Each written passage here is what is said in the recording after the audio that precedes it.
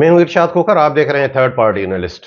नाज़रीन, आज की रिपोर्ट में आपको आगाह करेंगे एक नया पिंडोरा बॉक्स जिस पे सबकी नजर है, वॉइस मैसेज के साथ आपको सुनवाएंगे। और इसके अलावा आईएमएफ की शराइत जो आयद हुई हैं उसमें उससे माफिया में खलबली क्यों मच गई है और अब रेट भी रिवाइज होंगे, आपको आगाह करेंगे। पहले तो सिर्फ एक डिफेक्टिव वजीर हुआ करता था किसी जमाने में, लेकिन अब दो दो डिफेक्टिव वजीर।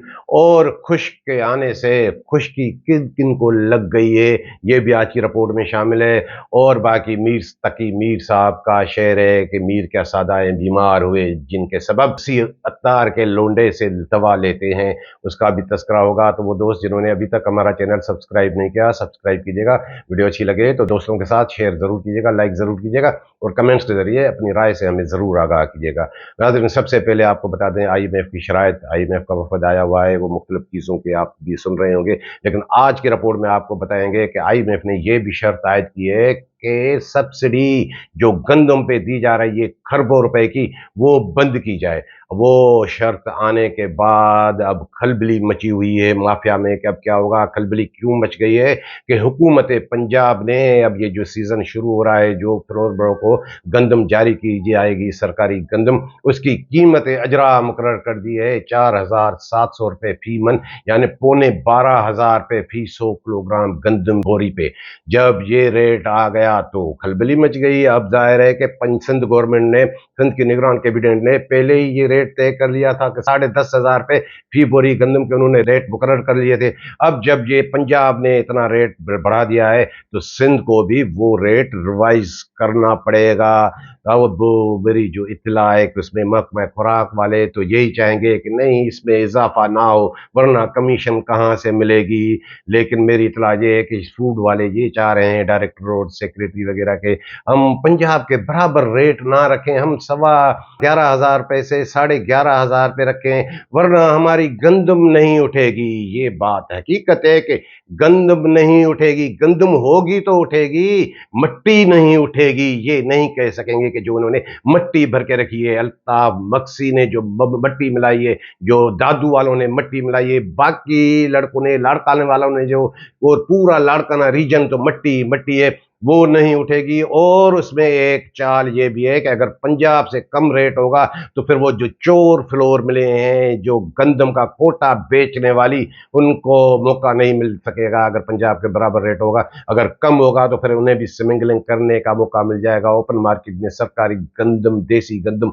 बेचने का मौका मिल जाएगा, वो भी 4 पैसे कमा लेंगे। अब ये भी उसके पीछे चाल है। अब देखें कि चंद दिनों में सिंध कैबिनेट की मीटिंग होगी, उसमें ये रेट रिवाइज किया जाएगा, क्योंकि पहले भी सिंध कैबिनेट ने ही ये 10,500 रुपये फी बोरी गंदम के रेट मुकर्रर किए थे। और उसमें जवाज ये घड़ा जा रहा है कि सरकारी गंदम का रेट अगर बढ़ जाएगा तो आटे के रेट बढ़ जाएंगे। जहां तक आटे की रेट का मामला है, आपको बता दें, ये जितनी भी सरकारी गंदम की कीमतें अजरा कम रखें, जितनी भी सब्सिडी बढ़ा के दें, लेकिन आटे के रेट वही रहते हैं जो ओपन मार्केट में गंदम के रेट होते हैं, कुछ भी नहीं होता। इसलिए सरकारी खजाने को क्यों नुकसान पहुंचे, अवाम को तो रिलीफ मिलने वाला ही नहीं है। जितनी ज्यादा सब्सिडी, उससे चोर फ्लोर मिलों को और महकमा खुराक की ये कमीशन माफिया को फायदा होता है, उन्हीं की जेबों में ये सब्सिडी सारी जाती है। अब ये खलबली मची हुई है माफिया में कि रेट किस तरह कम कराए। उससे यहाँ थोड़ा वो इम्पोर्टेड वीट के भी रेट बढ़े हैं, और आपको बता दें कि इससे अवाम का कोई ताल्लुक नहीं है। सब्सिडी जितनी चाहें ये खत्म करके अवाम के भलाई के और कई मंसूबे हैं उनमें लगाएं, क्योंकि आटे की मद में अवाम को फायदा कोई नहीं पहुंचने वाला। और आपको अब बताएं कि जो आपको पिंडोरा बॉक्स बताया कि एक ऐसा पिंडोरा बॉक्स जिस पे सबकी नजर है, तमाम इदारों की भी नजर है, उनकी नजर में भी वो आ चुका है।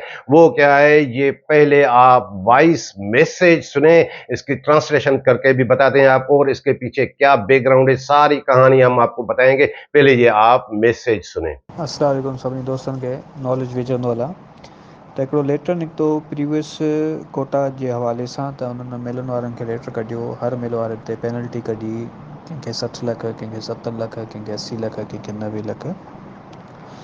लिहाज़ा पाकिस्तान फ्लोर मिल एसोसिएशन जी तरफ़ां कराची रीजन जो फ़ैसिलो कल्ह थियो आहे त 7 लख रुपया फ़ी मिल पे कंदी 50% या 60% उहो चालान थींदो, बाक़ाइदा उहा कैश पेमेंट हूंदी ऐं उहो लेटर उन मिल तां उहो ख़तमु कयो वेंदो जेको हू रिमिटेंस कढियो वेठा। लिहाज़ा इंटीरियर जी जेतिरियूं बि मिलूं आहिनि उन लाइ मैसेज आयो आहे पाकिस्तान फ्लोर मिल एसोसिएशन जो त अगरि तव्हां बि इन हिसे में हिसेदारी थी सघो था त 7 लख रुपया फ़ी मिल ते पवंदो। अगरि तव्हां हामी भरियो था त ठीकु आहे, जे तव्हां हामी नथा भरियो त हर माण्हू आज़ादु आहे पंहिंजो राय रखे थो, पोइ गवर्नमेंट सतह ते जेके मामलात आहिनि हू पाण पे अप कंदो। लेटर हर मिल ते निकितो, कंहिं ते 60 लख हुआ, कंहिं ते 70 लख हुआ, कंहिं ते 80 लख हुआ, पर मुश्तरका जेको फ़ैसिलो थियो उहो 7 लख रुपया फ़ी मिल थियो आहे। लिहाज़ा कंहिं बि दोस्त खे हामी भरणी हुजे त बि ग्रुप में ॿुधाए, जंहिंखे हामी न आहे भरणी, इंडिविजुअली फाइट करिणो आहे त नथिंग इशू, ज़ोर ज़बर न आहे। पर हाकियो कराची वारनि जो इहो फ़ैसिलो थियो आहे, तव्हां दोस्त राय ॾींदा त उन हिसाब सां सोच वीचार कयो वेंदो। आपने सुना मैसेज, ये नाज़रीन ये सिंधी लैंग्वेज में है, उसमें क्या कह रहा है कहने वाला, वो भी आपको बताएंगे कि ये कौन है। कि महकमा खुराक ने फ्लोर मिलों को एक नोटिस निकाले थे जिसका मकसद ये है कि गुज़श्ता सीजन के दौरान जो इनको गंदम जारी की गई थी उससे कम इन्होंने आटा सप्लाई किया था, और वो कहानी 65 रुपए किलो वाले आटे की नहीं है, 4 माह तो वो चला था, उसका हिसाब किताब इन्होंने नहीं लिया। ये 20 जनवरी के बाद जब गंदम के रेट बड़े 8,500 पे फी बोरी किए गए थे और 95 रुपए फी किलोग्राम एक्स मिल रेट मुकर्रर किए गए थे कि 98 रुपए आटा मिलेगा अवाम को, वो तो हुआ नहीं था। उसके डायरेक्टर फूड इस बिशनी शाह इमदाद शाह ने जब फ्लोर मिलों को ये लेटर निकाले थे हज से वापसी के बाद, तो हमने आपको उसी वक्त बता दिया था कि ये नए नए गैजेट लाएगा, ये लूट मार की बाजार गर्म करने के लिए। भाई इस मैसेज में क्या बताने वाला बताता है, वो कह रहा है कि ये जो नोटिस आए थे किसी फ्लोर मिल को 60 लाख का, किसी का 70 लाख का, किसी को 80 लाख का, किसी को 90 लाख का। अब कराची की फ्लोर मिलों के साथ महकमा खुराक वालों की सेटिंग हो गई है कि फी मिल 7 लाख रुपए देगी, जिसमें से कोई मिल 60%, कोई 50%, कोई 40% चालान जमा कराएगी, वो जाएगा पैसा सरकारी खजाने में, और बाकी रकम कैश में दी जाएगी। कैश में मतलब रुश्वत दी जाएगी महकमा खुराक की माफिया को, डायरेक्टर को, सेक्रेटरी को, इनकी जेबों में जाएंगे। आप अंदाजा लगाएं कि सिंध में तकरीबन 250 फ्लोर मिले, यानी फी मिल 7 लाख, तो ये तकरीबन 20 से 21 करोड़ रुपए की कहानी हो गई। ये दिखाएंगे कि किसी से 60% तो किसी से 40% है, ये हुआ है कि 50% पैसा इनकी जेबों में जाएगा। अब ये 10 करोड़ रुपए ये भी कमाएंगे, और ये गैजेट निकालने वाला ये डायरेक्टर फूड इमदाद शाह है, और वो इसीलिए तो भाता है सेक्रेटरी खुराक नासिर अब्बास सुमरो को। अब आप अंदाजा लगाएं कि ये इतना बड़ा पिंडोरा बॉक्स है, कैसे जस्टिफाई करेंगे जो नोटिस दिए हुए हैं, इतना इतना डिफरेंस इस फ्लोर मिल को देना है, वो कैसे जस्टिफाई किया जाएगा? क्या सिर्फ रेवेन्यू का सर्टिफिकेट लेके उसमें क्या किया जाएगा? ये इस पे सबकी नजर है। ये वॉइस मैसेज सिर्फ मेरे पास नहीं आया है, ये बाकी इदारों के पास भी पहुंच गया है। ये ऐसा पिंडोरा बॉक्स खुलेगा, इसमें फ्लोर मिल वाले भी फंसेंगे, इसमें फूड डिपार्टमेंट वाले भी फंसेंगे। ये तो ओपन, सारी ओपन हो रही है करप्शन। देखे तो वॉइस मैसेज रखने वाला कौन, मेरी जो इत्तला है उसके मुताबिक मैंने थोड़ी खोज लगाई कि ये वॉइस मैसेज रखा है, ये शहीद बेनजीराबाद रीजन का एक फ्लोर मिल का मालिक है दीवान, ये उन्होंने रखा है। और वो उसमें ये कह रहा है कि इंटीरियर की फ्लोर मिलों को अगर कोई इसमें आता है इस पैकेज के साथ के 7 लाख रुपए दे तो ठीक है, वरना कोई हामी नहीं भरता है तो उसकी मर्जी है, वो जाके अब खुद जाके वो अपने मामला को तय करें। अब ये खुल्लम खुल्ला देखें कि कितनी करप्शन है, अवाम को फायदा कैसे पहुंचेगा। मुत्तअद बार हमने आपको आगाह किया था कि सारा कुछ ये खांचे के लिए कर रहे हैं। देखें कि ये पैसा सरकारी खजाने में आता है या इनकी जेबें भरती है।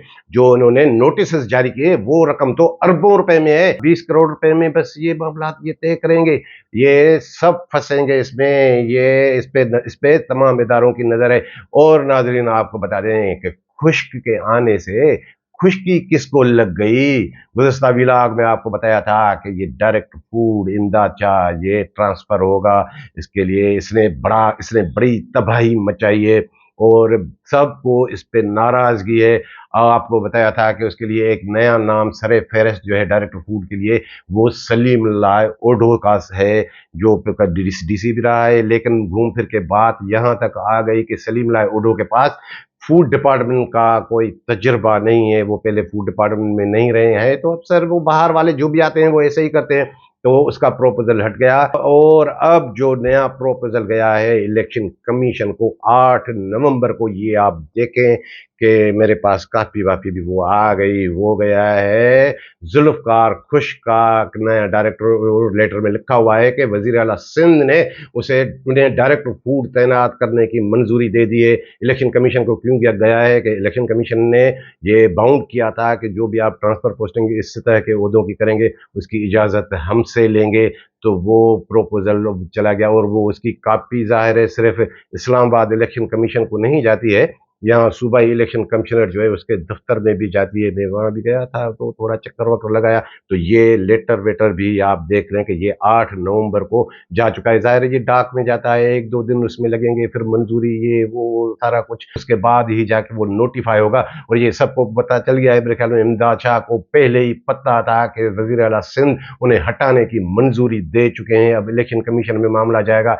उन्होंने बड़ा जोर लगाया, बड़ा जोर लगाया, उन्होंने अपना मसलक भी इस्तेमाल करने की कोशिश की कि मैं ना जाऊं। मैं बशीर मेमन साहब जो नवाज लीग सिंध के अभी सदर बने हैं, वो तो जाहिर है इसके साथ हैं ही हैं। और अब इसको इमदाद शाह को, इसको बिशनी शाह को ये भी बता दें कि एक ही तरीका है, अगर वो रुकवा सकते हैं, वो बशीर मेमन साहब आपका रुकवा सकते हैं, वो नवाज लीग के तवज्जुह से वो किस तरह रुकवा सकते हैं, वो आपको बता दें कि वो आप नवाज लीग की क़यादत से जाके कहें कि ये ईमानदार, दयानतदार, ये फर्ज शनास अफसर इमदाद शाह, इनको इंतकामी कार्रवाई के तहत हटाया जा रहा है। कहा जा रहा है कि ये बिशनी है, इसने तबाही मचाई है, 3.25 साल से ये डायरेक्टर फूड लगा हुआ है, लोगों को खूब लुटाए, ये इन पे इल्जामात सारे गलत हैं। जाके नवाज लीग की क़यादत से बात करें। नवाज लीग की क़यादत किससे बात करें? सईद मेहदी साहब से, जो चीफ सेक्रेटरी भी रहे हैं, और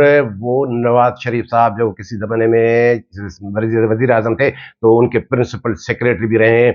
और सईद मेहदी साहब के किससे ताल्लुकात? सईद मेहदी साहब के सिकंदर सुल्तान राजा साहब जो चीफ इलेक्शन कमिश्नर हैं, उनके वो रिश्ते में दामाद भी हैं। तो वहां से अगर ये बशीर मेमन साहब नवाज लीग को ये कह दे कि इसके इंतकामी कार्रवाई के तहत इसको बिशनी शाह को हटाया जा रहा है, इस तबाही जिसने मचाई है, तो फिर वो सिकंदर सुल्तान राजा साहब, और आपको बता दें कि क्या इलेक्शन कमीशन अपने अहकामात की खिलाफ वर्जी की करेगी?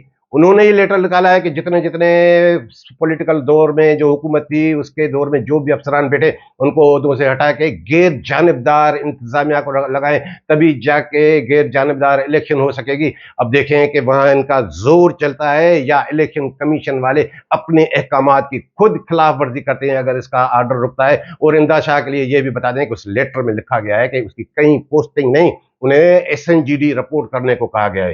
हाँ, इतना जोर इसका चल सकता है कि नहीं एसएनजीडी रिपोर्ट नहीं, इलेक्शन कमीशन ये कर सकता है कि इसे फला ओहदे पे आप जो है तैनात कर दें, लेकिन वो भी जब यहाँ से लेटर जाए ये कोशिश कर सकता है। अब इन्हें भी पता चल गया है कि अब वो पता नहीं क्या होगा। और आपको बता दें कि इसका घर नया इमदाद शाह का वो जो फेज 8 में बनाया है, स्ट्रीट नंबर 19, बंगला नंबर 345, वो किसकी मिल्कियत है? कितने और बंगले बनाएगा? और आपको ये भी आगाह करें कि ये जो मौजूदा सेक्रेटरी है नासिर अब्बास सुमरो, और इस बिशनी शाह इमदाद शाह में मुमासलत इमदाद शाह का आपको पहले भी बता चुके हैं कि वो अपने वालिद का कितना फर्मा बरदार रहा है। और इसके मुतल्लिक भी आपको बता दें नासिर अब्बास सुमरो का ये भी अपने वालिद का नाफरमान रहा है। मैं इसके वालिद को भी जानता था, मैं उनसे भी मिलता रहा था। वो भी ब्यूरोक्रेट थे, वो होम में भी रहे, फिर वो मेंबर एलयू भी बने। वहां पे उनके कुछ इंक्वायरियां मरहूम की वो बेब के भी वो मैटर्स थे। और ये नाफरमान क्यों है कि इसके वालिद मरहूम गुलाम अब्बास सुमरो का कसूर ये था कि इन्होंने दूसरी शादी की कराची में, जिसमें से ये पैदा हुए। फिर वो जायदाद के मामलात के शिकार पर उनको ज्यादा है, उनकी वो सोसाइटी के मामलात, प्लाट ये बेचना है, ये करना है, ये भी तो ये भी वालिद का नाफरमान रहा है। तो दोनों में मुमासलत है। अब ये नहीं चाहेगा कि इमदाद शाह हटे, क्योंकि इमदाद शाह ये जो गिजिट आपको बता रहे हैं कि नए नए ला के देता है, ये फ्लोर मिलों से सेटिंग 7 लाख रुपए की, 7-7 लाख रुपए फी फ्लोर मिल से आएंगे, 3.5 लाख तो दायरे इन्हीं की जेबों में जाएंगे फी फ्लोर मिल। और बाकी ये जो असेसमेंट हो रही है फ्लोर मिलों की, और नई कोटा ये सक्खर की और बाकी जगहों पे जो फ्लोर मिल जहां फंसती है, कोई 60 लाख में फंसी, कोई 70 लाख में, कोई 80 लाख में, इन्होंने वो फंसा दी। वो दायरे पैसे कहाँ जाते हैं? ऐसे नासिर अब्बास सुमरो ने तो ख्वाब में भी नहीं देखा होगा कि फूड डिपार्टमेंट में ऐसे पैसे मिलेंगे, 50-50 लाख रुपए फी फ्लोर मिल की कोटा सेंक्शन करने पे मिल जाएंगे। तो ये इन्हें बचाने की कोशिश करेगा। और बाकी जहां तक आपको बता दें जुल्फकार खुश्क की बात है, तो जुल्फकार खुश्क पहले फूड डिपार्टमेंट में रहे हैं। वो मेरे ख्याल में deputy director of food Sukkur region रहे हैं, एक सीजन उन्होंने भी वहां गुजारी। और उसकी तबीयत मैंने देखी है, वो इन जियानखोर जानवरों की तरह नहीं है, मोहतात तबीयत वाला बंदा है, रूल्स रेगुलेशन को वो फॉलो करता है। अब लेकिन बात यह है कि ये फूड डिपार्टमेंट है, आपको बताते रहे हैं कि यहाँ फरिश्ता भी आए तो वो भी बहक जाता है। लेकिन मैं नहीं समझ रहा कि ये कोई ऐसे वैसे वो इनकी तरह वो कोई करेगा। वो मुहतात तबीयत वाला है, लेकिन अब देखें कि क्या होता है। तो जुल्फकार खुश्क साहब का मुझे लग रहा है कि पीर मंगल तक ये ऑर्डर हो जाएगा। अब देखेंगे ये कितने कामयाब होते हैं इमदाद शाह अपना ऑर्डर रुकवाने में। और आपको नादरीन बता दें कि एक ऑर्डर सेक्रेटरी नासिर अब्बास सुमरो ने निकाला है कि जितने भी अफसरान हैं, डिस्ट्रिक्ट फूड कंट्रोलर्स, वो अपने दफातर में नहीं होते, वो अपने दफातर में अपनी हाजिरी को यकीनी बनाए, उनको चेक किया जाएगा, मॉनिटर किया जाएगा, सब अपने दफातर में जाए। ये क्या सब डीएफसीज के लिए?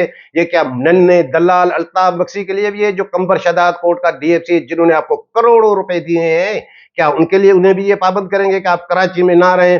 हाँ, उसका हल ये ही निकाल देंगे कि उनका वहां से ट्रांसफर करके कराची में रख देंगे, तो फिर ये इनके बंगले पे इधर उधर वो सारा कुछ करता रहेगा। और आपको जैसे बताया कि मीर क्या सादा है, बीमार हुए जिसके सबब उसी अत्तार के लोंडे से दवा लेते हैं। ये कहानी है लाड़काना रीजन की कि यहाँ पे एक रिपोर्ट आ गई है कराची में, वो करता है नसरुल्लाह चांडियो साहब, जो वहाँ का डिप्टी डायरेक्टर गुज़श्ता विलाग में भी बताया था कि उन्होंने मीटिंग बुलाई। ये आप अंदाजा तो लगाएं कि रीजन के तमाम डिप्टी डिस्ट्रिक्ट फूड कंट्रोलर्स की 5 डिस्ट्रिक्ट है वहां पे सिर्फ एक हाकिम मर लाड़काना का डीएफसी बैठा हुआ था, बाकी चारों नहीं आए। वो जो सीधा टल्ली शदाद कोट का शिकारपुर वाला वो भी नहीं आया, अल्ताफ मक्सी तो आएगा ही नहीं, कोई भी नहीं आया। बस वो और उसकी उन्होंने रिपोर्ट भेजी है डायरेक्टर को और सेक्रेटरी को कि आपने जो प्रो फार्मा दिए थे वो मैंने वो बनाए, वो सब कुछ वो उसके उसके मुतालिक मैंने मीटिंग तलब की थी, कोई भी डीएफसी नहीं आया। तो दायरे पुराना फाइल मैंने खुद निकाला, वो रिपोर्ट बनाई है, उसी पे इंसार कर रहा हूं मैं। तो आप लिहाजा इनके खिलाफ कार्रवाई करें, जो डिस्ट्रिक्ट फूड कंट्रोलर नहीं आए बिल्कुल उनके खिलाफ कार्रवाई होनी चाहिए। जाहिर रीजनल हेड इमीडिएट बॉस उनका वही है, लेकिन नसरुल्लाह चांडियो भाई डिमांड इनकी पूरी कर दें, आप बराबरी कर दें अल्ताफ मक्सी की, जितने इन्होंने सेक्रेटरी को पैसे खिलाए हैं, इसको बबलू भाई को, ये बबलू बबलू नहीं है भाई, ये बड़ा शार्प है, आपको बता दिया इसके मुतालिक सारा किस्सा कि ये किस तरह का इसका रिकॉर्ड रहा है। इतने पैसे पहुंचा दो तो फिर वो करेगा, वरना ये लेटर ऐसे ही है कि आपके लेटर पे ये कार्रवाई करेंगे। इसीलिए तो वो मीर तक मीर साहब का मैं बार बार ये शेर आपको बता रहा हूं कि मीर क्या सादा है, बीमार हुए जिसके सबब उसी अत्तार के लोंडे से दवा लेते हैं। इन्हीं से दवा लेते हो ना, इसी से नासिर अब्बास सुमरो से, जो खुद अल्ताफ मक्सी के गोद में आके बैठ गया है। तो तेरा क्या होगा भाई? इनको आप भूल जाएं, ये कुछ नहीं होगा, कोई कार्रवाई वारवाई नहीं होगी, नासिर अब्बास सुमरो नहीं करेगा। और नाज़रीन आपको बता दें कि बाकी कुछ डैमेज वीट मेरे ख्याल में आज वो गए होंगे मेरे दादू और जामशोरों में, उनको विजिट करनी थी, वो भी एक मामला चल पड़ा है। और साहब की साहिबी, उसके मुतल्लिक भी आपको वो किसी और विलाग में बता देंगे। लेकिन इस विलाग में आपको ये बता दें कि जो दो दो डिफेक्टिव वजीर, वो क्या कहानी है? वो कहानी ये है कि पहले हमने देखा था कि जब हरिराम किशोरी लाल वजीर थे तो फिर डिफेक्टिव वजीर बन के आए मुकेश कुमार चावला, तो क्या तबाही मची। और अब क्या कहानी है? अब दो दो डिफेक्टिव वजीर है। अब महकमा खुराक के मामला कौन चलाते हैं? जैसे आपको बताया था कि ईश्वर लाल की बड़ी ख्वाहिश थी कि मुझे महकमा मिले इसका कलमदान, लेकर कलमदान बाज़ाब्ता तौर पे तो नहीं मिला है। अब डिफेक्टिव वजीर ये ईश्वर लाल है, महकमा खुराक के मामला सारे वो चलाते हैं। और दूसरा डिफेक्टिव वजीर मुकेश कुमार चावला, वो भी डिफेक्टिव वजीर ही समझिए, दोनों एक साथ हैं। और मुकेश चावला ये भी खुश हो रहा होगा कि इरशाद खोखर मेरा नाम ले कि हाँ मैं भी इन हूं, ताकि कुछ लोग हाँ मेरे पीछे भी लगें। अभी भी कई काम मुकेश का चावला के पास आते हैं, वो इस ईश्वर लाल को कहते हैं और वो काम हो जाते हैं। मेरे ख्याल में ये गुज़िश्ता इतवार को वो जो महेश भाई आपको बताते हैं घोटकी वाला, उसके पोते की छठी की कोई तकरीब थी, उसमें ये ईश्वर लाल और ये मुकेश चावला उसमें भी साथ गए थे। तो नाज़रीन आइंदा व्लॉग में आपको डैमेज बीट और साहब की साहिबी ये सारे कुछ भी सुनाएंगे और नेब वाले जो शहीद बेनज़ीराबाद डिस्ट्रिक्ट में आए उसके मुतालिक भी आपको आगाह करेंगे। तो ये थी आज की रिपोर्ट पसंद आई हो तो दोस्तों के साथ शेयर जरूर कीजिएगा। मिलेंगे अगली रिपोर्ट के साथ।